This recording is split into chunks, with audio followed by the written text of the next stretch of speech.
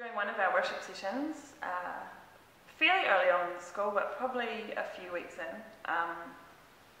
we headed into this amazing time of intercession.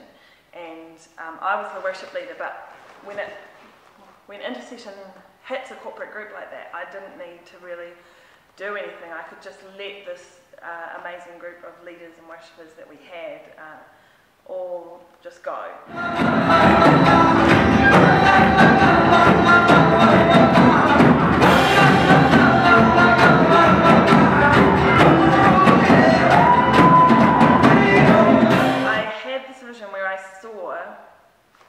I saw New Zealand. I was above New Zealand, and it was this completely barren piece of land, but not barren in a bad way. It was ploughed and ready to be planted. It was this rich, deep brown earth, completely like a newly ploughed field.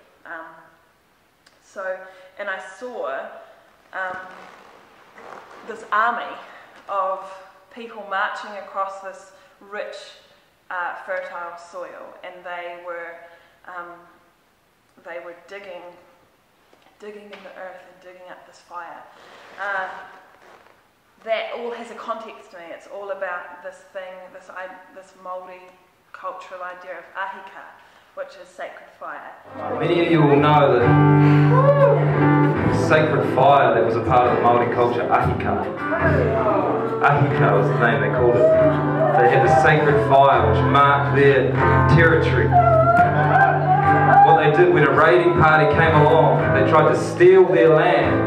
They would bury it. They found a way to bury fire. And I've since found a moss that grows on a tree far north that smoulders. You can put it in a box and bury it underground.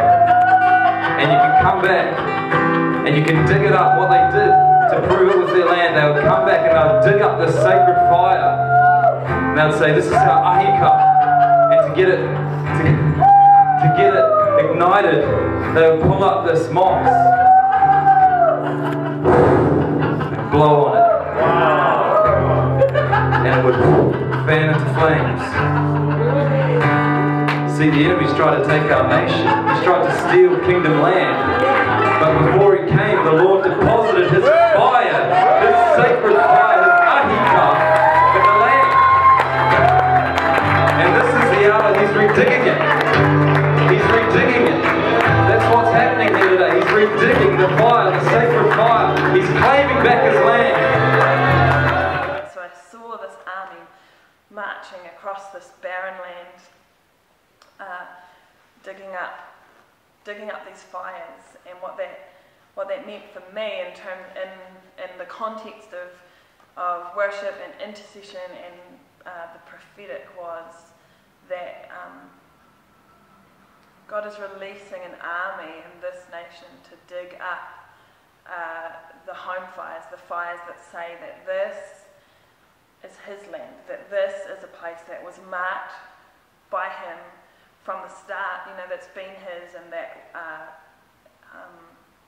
so it's kind of a marking of the home fire. Anyway, the lines of the song that just kept reverberating around in my head were, I see an army march across this barren land with ancient sacred fire burning in their bones. Dig up the fire, release the ancient fire, unveil the sons of glory. I see an army march across this barren land with ancient sacred fire burning in their bones. Dig up the fire,